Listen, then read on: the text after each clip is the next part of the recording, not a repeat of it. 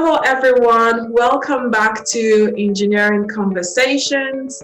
And today we have another guest with us. She's an engineer, a writer, and an educator with a passion for biohybrid design. I will let her explain that later on. She also grew up and has lived across 3 continents. She lived in India, Kenya, and in the US. She's currently a postdoctoral fellow in the renowned Langer lab at MIT in the USA, and she's funded by the Ford Foundation Fellowship by the National Academy of Sciences, Engineering, and Medicine. Also, she's also funded by L'Oreal USA for Women in Science Fellowship.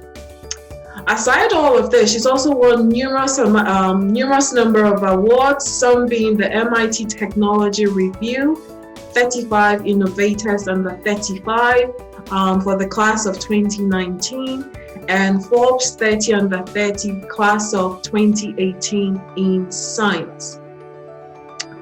Furthermore, at the University of Illinois Urbana-Champaign, in 2020, she won the Outstanding Young Alumni Award.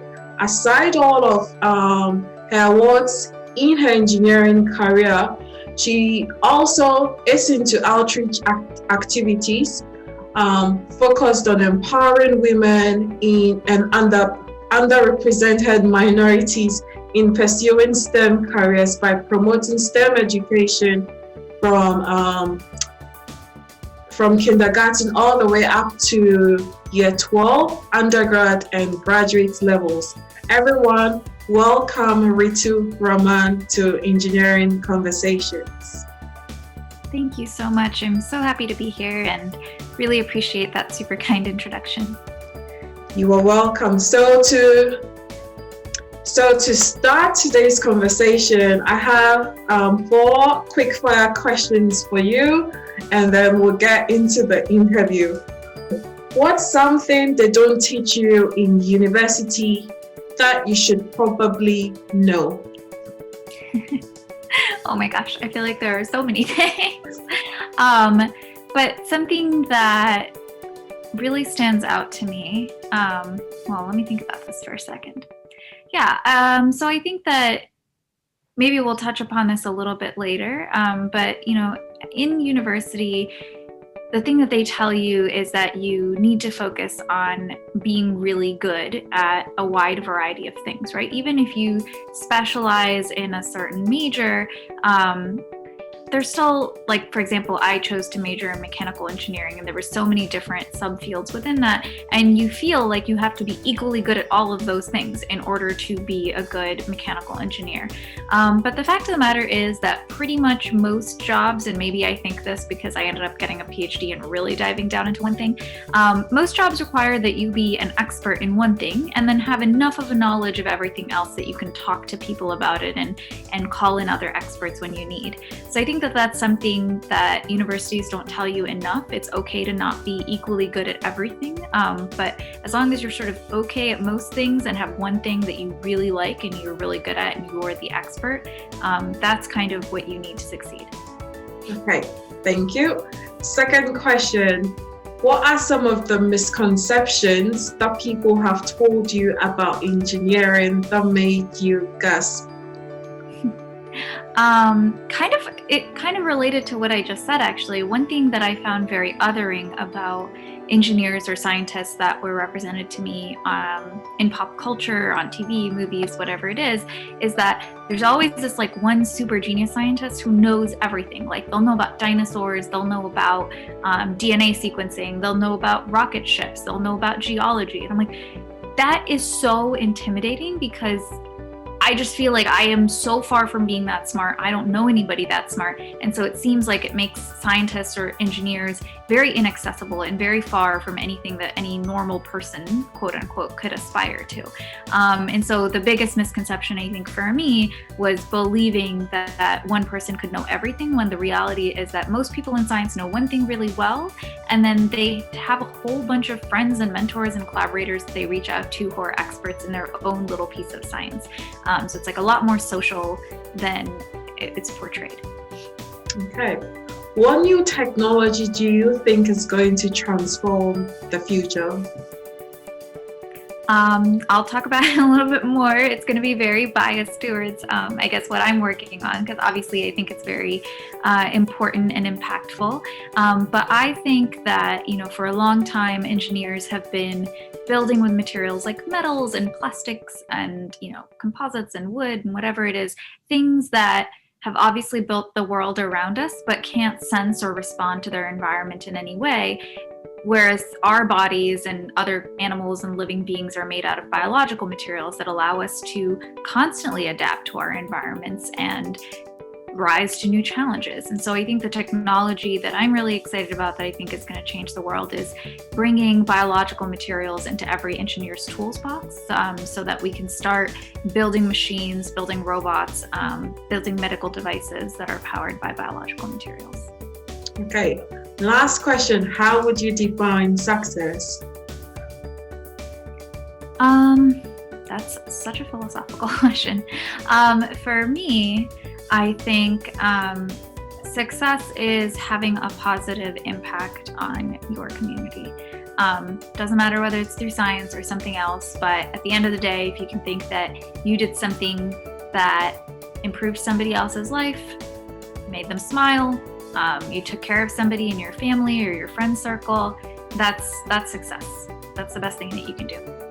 Okay, thank you. And that ends the quick fire questions. So now we can get into the main interview. So what inspired you into engineering? For me, my inspiration definitely came in the form of my family. You mentioned during my introduction that I grew up all around the world, in India, Kenya, and all over the US. And part of that was just moving every couple years. So there wasn't a lot of things that were staying stable in my life.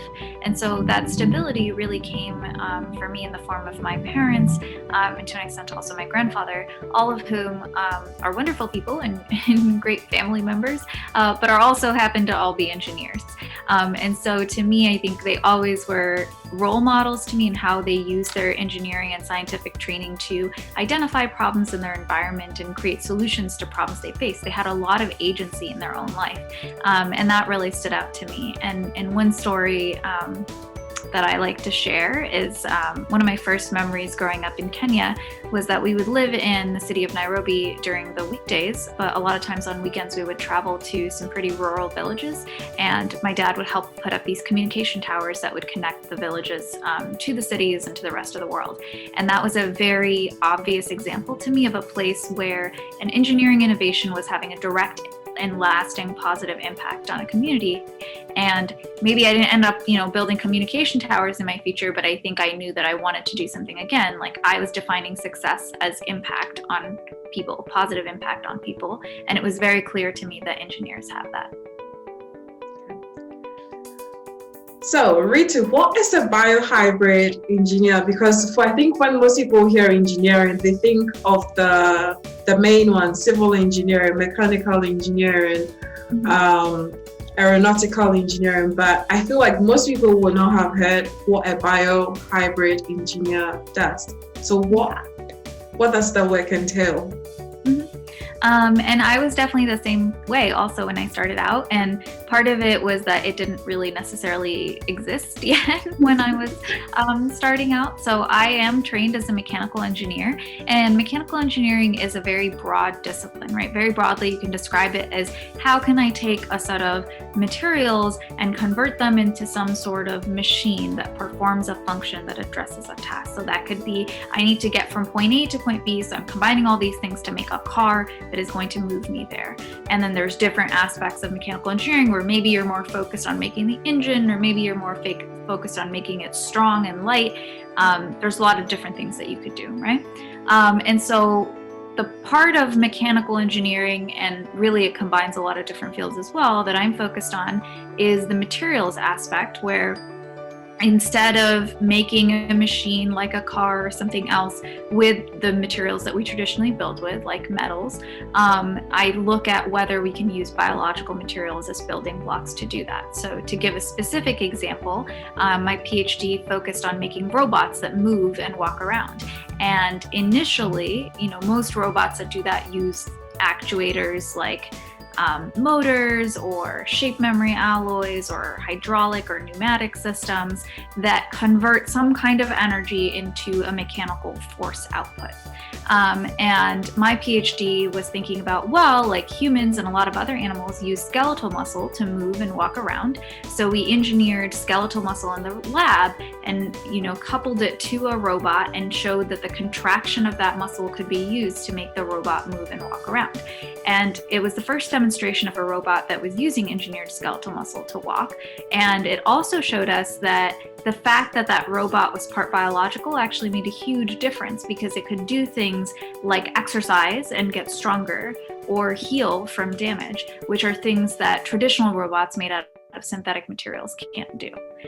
So that hopefully gives you an example and sort of a broad idea of what a biohybrid engineer does. I would describe it as an engineer that uses biological materials as functional components of machines. Could you tell us a little bit about the current research work you're involved in for your postdoctoral studies? Yeah, so I'll talk about, I work on a lot of different things, but one thing that I am specifically working on right now is understanding how neurons, or the cells in our central nervous system, in our brain, our spinal cords, and things that innervate our muscles work and how they talk to each other. And this is kind of related to the robotics work I mentioned before, in that, we were making these robots powered by muscle, but pretty much all that we could do is turn them on or off, right? They couldn't necessarily sense a lot of different signals in their environment and process it and respond to them in some way. And that made sense because the cells that we use to do that in our bodies are neurons, or nerves, our nervous system. And so I wanted to recreate some aspect of that in these machines, but to do that, I needed to take a step back and really understand how the nervous system worked in the first place. So one thing I discovered is that, a lot of neurons, let's take the brain, for example, are communicating with each other through either electrical or chemical signals. And we have a lot of really nice tools like implantable electrodes in the brain to study how that electrical signaling is changing between cells over time. But there aren't a lot of tools, or really any tools, that allow us to measure, like, if one cell secretes a protein, how does that other cell capture it, or what proteins are there, or how much of that protein is there. And so this chemical signaling information is actually super important, because when it goes wrong, it can lead to a variety of diseases. It could lead to things like Alzheimer's or Parkinson's or depression or PTSD. There's a range of different diseases that are caused by these kinds of chemical imbalances, and we need to be able to study them. So something that I'm working on right now is that we've developed this tool. It's a very tiny probe that you can implant in the brain, and it kind of helps you take like a sample or a biopsy, like if you've ever had a blood test or anything like that. It's similar to that, but a very tiny needle that you insert in the brain to suck out a very, very tiny nanoliter volumes of fluid, which we can then analyze using tools in the lab and look at what are all of the chemicals that's in this fluid at a certain period of time, and how does that change, say, when that animal model that you're studying, for example, has a disease. So then we can say, oh, it's, actually potentially this protein that there isn't enough of, and so we need to combat that in order to fight this disease. So hopefully that explanation made some amount of sense. So that's a big part of the problem that I'm working on right now.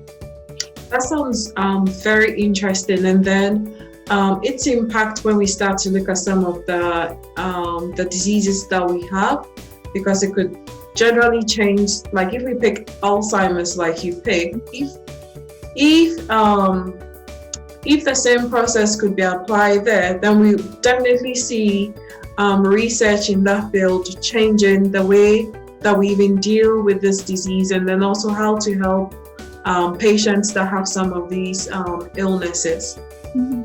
Yeah, for sure. What will help we draw more people into STEM? Yeah, I think that's a really great question and something that every scientist should be asking themselves, not just women or not just people who come from backgrounds that are underrepresented, but pretty much everyone, because I think it's in all of our interests to make sure that we have as many people working on these tough problems that our society is facing as possible.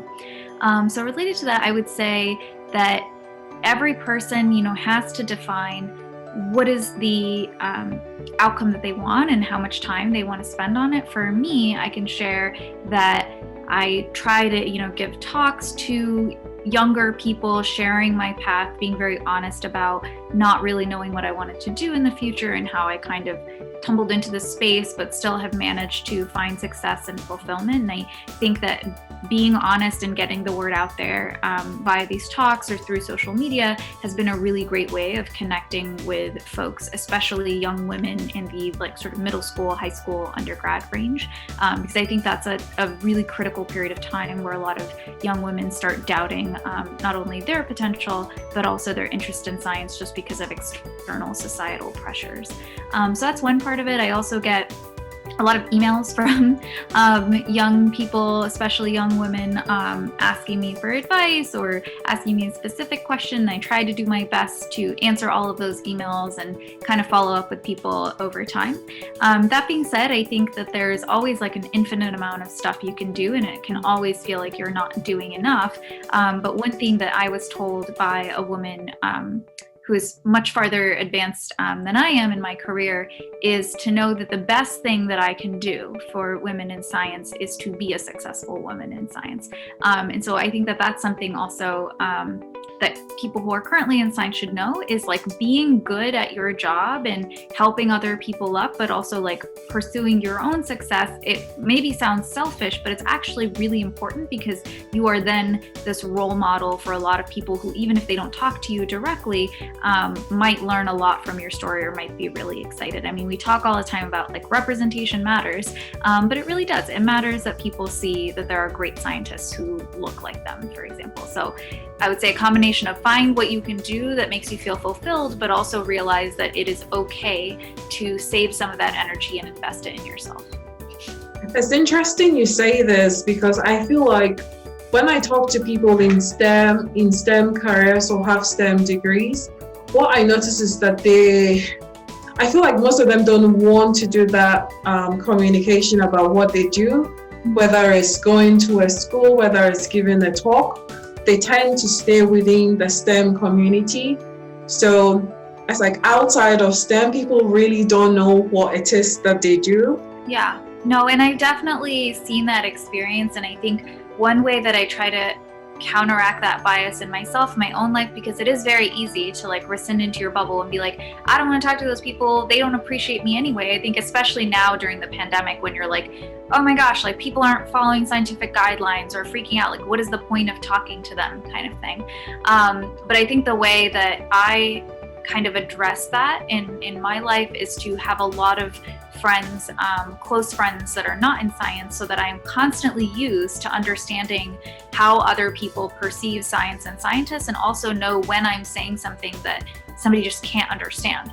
And so I need to revise, my vocabulary, as it were. So, I agree with you that I think there needs to be bridge building on both sides.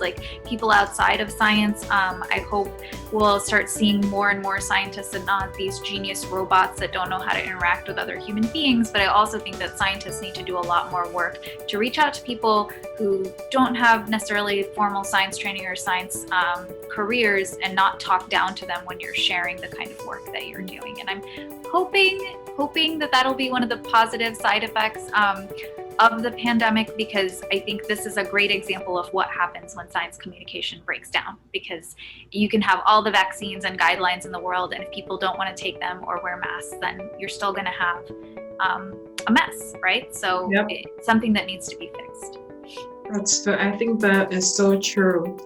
What are your views when it comes to diversity and inclusion in engineering, either in academia or even in industry?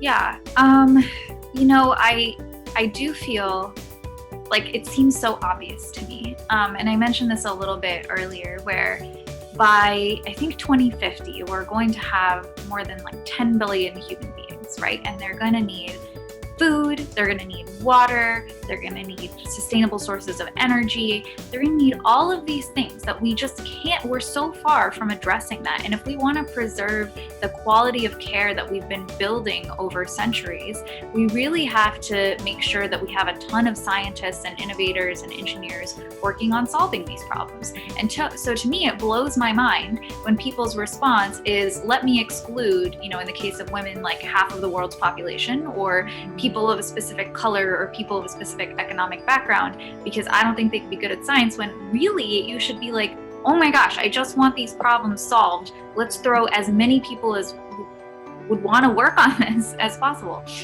So that's kind of the thing I try to sell, of like, even like, one, I hope you care. I hope that people care that like women get access to education and have the agency to do whatever they want in their lives. But even if you don't care about that and all you care about is yourself, just like, if you want your life to be better, maybe just encourage as many people to go into these fields as possible, so that we all have a chance of living in a productive and safe and healthy world.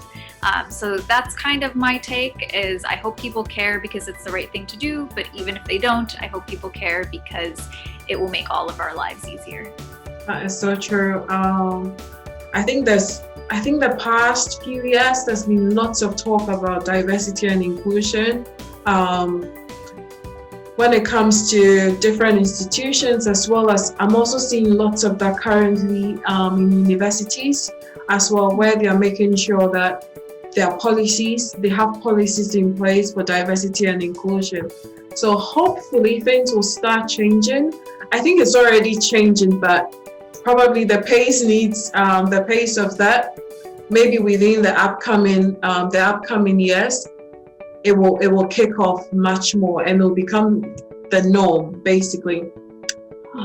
What advice would you give to any young girl who wants to pursue a career in engineering, or wants to follow in your footsteps of becoming a biohybrid engineer?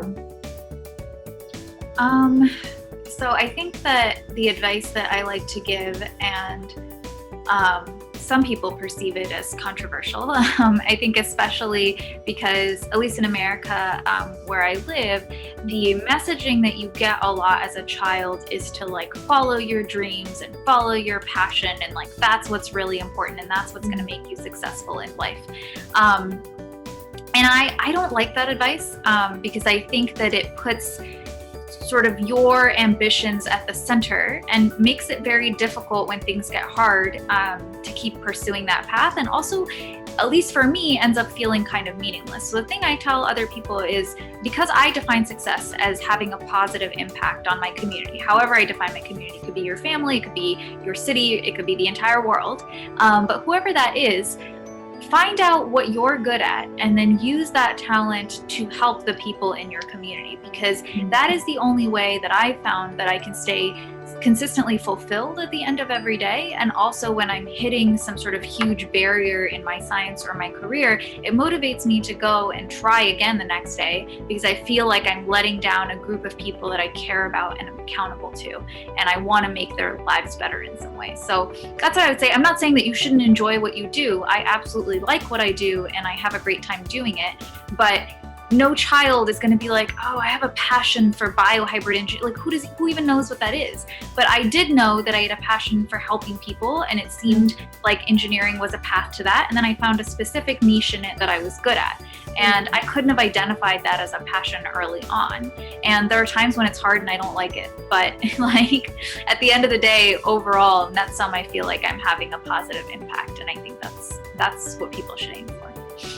I totally agree with you on that statement. I think it's also just stopping sometimes and looking at the full picture, because whichever engineering field that you choose to get into, you might think, oh, this is my passion, I wanted to get into this engineering. But I think for most people, it's stopping and thinking, what is the impact of my work? And I think sometimes we lose focus, sometimes just because we're trying to get work done, but we forget that, the work I'm doing is having an impact. Maybe you're building a road. There are maybe 2 million people that are using this road every day to get to their homes, to get to work. That same road is being used for ferrying things back and forth, and that is the impact. But I feel sometimes, maybe depending on the company you work for, sometimes people don't see the full picture. So I think everyone needs to have that stop moment, and then in that stop moment, you need to think about the wider impact of your work. Yes, you've gotten your ambition. If your passion was to be a biohybrid engineer, yes, you've gotten that, but then you need to do, I feel like there's always that stop. And then once you're able to analyze the impact, I feel like that's where you fully get that full sense of fulfillment. And I think you can do that across all the other engineering fields as well. Yeah. So work-life balance is very important, not just for engineering, but all other fields. How would you describe work-life balance for yourself? And 2, where would we find you, or what activity would we find you doing that most people will be quite surprised to see an engineer involved in it? Yeah, I'm really glad you brought this up because it's something that I think that I didn't value for most of my life. I've always, and I don't know where this came from, because my parents are very chill, very kind, like never super pushed me to do, insane academic accomplishments or anything. Like they're just very nice to me and happy with whatever I do. But I've always been the sort of person that was like obsessed with, academic progress or professional success, and would focus all of my time and energy on that. And so I would say that for most of my life, I just thought that any moment not spending on working towards professional goals was a moment wasted. And I think that I realize now that was definitely a mistake, and something that I regret and wish that people had warned me about, especially earlier in my life. Because I think when you're younger, people are like, you'll have plenty of time for that when you get older. But, before you know it, you will be older and you'll regret not having invested time in maybe hobbies or, different types of personal relationships because you were so focused on that professional aspect. So I think having that balance is great. I will say that one thing that I've done consistently, and I'm trying to do even more now, especially during the pandemic, is invest in the personal relationships in my life with my family and my friends. I'm a very extroverted and social person. And so I find that being connected to people and having close relationships with a bunch of people is what motivates me every day. And if I didn't have that, no matter how much I loved science or how fun I found it, I wouldn't do it. I wouldn't do it because there would be no point. So to me, people are always a motivation. So having close connections with the people is the way I kind of maintain that balance. And in terms of a weird thing that I do, not necessarily weird, but something that would be quite surprised to find an engineer. Yeah. Well, maybe people will be surprised by this. I always wanted to be a writer when I was younger, and my parents were very supportive of that and were like, oh, if you want to like major in journalism or something, like that's totally fine, like you do you. But I was like, that's not practical. Like I'm gonna do some real practical engineering so I can get a job. Again, this is me being me. But I guess I could never really let go of this goal. And I used to write a lot of fiction, and I still do, but recently I ended up writing a nonfiction book that's still targeted at general audiences, like high school age and above, on building with biology and all of the different things that you can do in the field. And it's actually being published by MIT Press. It's coming out this September. So I'm really, really proud of it because one, yes, it's about science, but it's written for a general audience. So I did practice a different side of my brain and exercise a different kind of my writing. But two, it's just really cool to think like your whole life, I've always been kind of like a bookworm and read a ton of books and like wrote books that my parents would publish by like printing it at home.